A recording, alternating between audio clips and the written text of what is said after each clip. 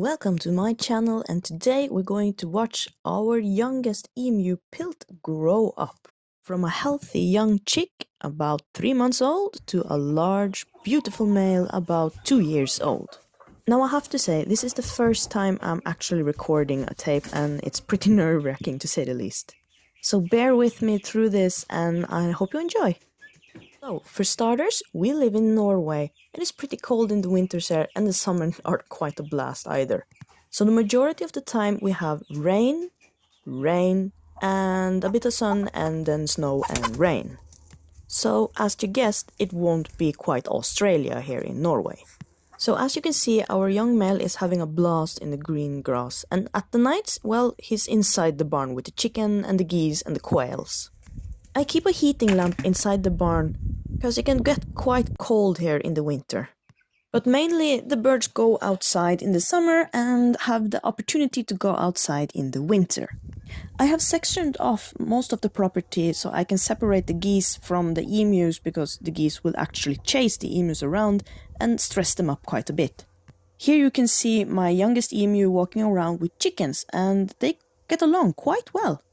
When we got Pilt, he came with a hen, a hedemora, an old girl, and she keeps a quite watchful eye over the young male. So he feels very safe when she's around. Now, majority of people here haven't seen an emu. We live out on the fjords, so you don't come across emus every day. So the guys have actually become quite popular here, making the most usual asked question, why don't they have wings?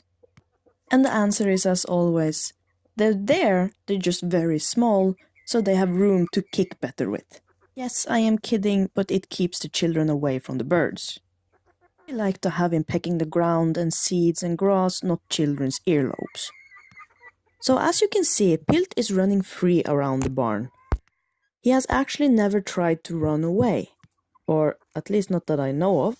But we ended up putting a small fence around the farm just so those dog walkers knew where the borders were. So we have a larger male emu. His name is Pumpel. And for all those Norwegians out there, you know what I'm speaking of when I'm saying Pumpel and Pilt. Lovable duo from the scariest children's show ever. And the bunny is the janitor. So, a little fact about emus. I will keep it short and simple. They have 3 claws, they're huge, they come from Australia and small wings, they can't fly and they eat grain, grass and seeds, and they are not to be confused with the ostrich that's from Africa and has 2 toes. So I'm no expert on emus, but that's the simple facts. So people keep asking me how it's like to have an emu. Well, from my short experience, I would say that an emu is mostly like a puppy that doesn't know how big it actually is. They are naturally curious birds and they will always have their beak first in everything you do. Emus demand quite a lot of space. Here you can see I've turned my husband's little work shed into the entrance of the sleeping area, making sure he can go in and out as he pleases. And yes, he doesn't touch any of the tools, nails or plastic. So as you can see, I wasn't quite prepared to take in 2 emus when I ordered them. Here in Norway, you have to take the shot when it comes, and a pair of young emus don't come by every day so close to where I'm living. By opening up the whole barn, I could get enough space so everyone could move and feel comfortable without crowding each other. But keeping the doors intact, so if there was ever a storm, I could still take in the big male if I managed, and take him away from the worst of the weather, separating him from the chickens and saving as many hens as I can. This is Pilt's first winter, and as you can see, he's quite scared of the snow. He overcame that like the brave puppy he is with a little bit of help. Now, as you can see, I am keeping the big male and the young male separate, because they weren't used to each other when they came, and they still aren't. So I'm keeping them separate until I can put them on the summer field where there's enough space to run away. If Pumpel gets to cornering him, he can do quite a bit of damage. But they're friends nevertheless. I will always recommend reading up on keeping emus first before ever thinking about getting one. Because there are certain rules you have to keep, like a proper big fence.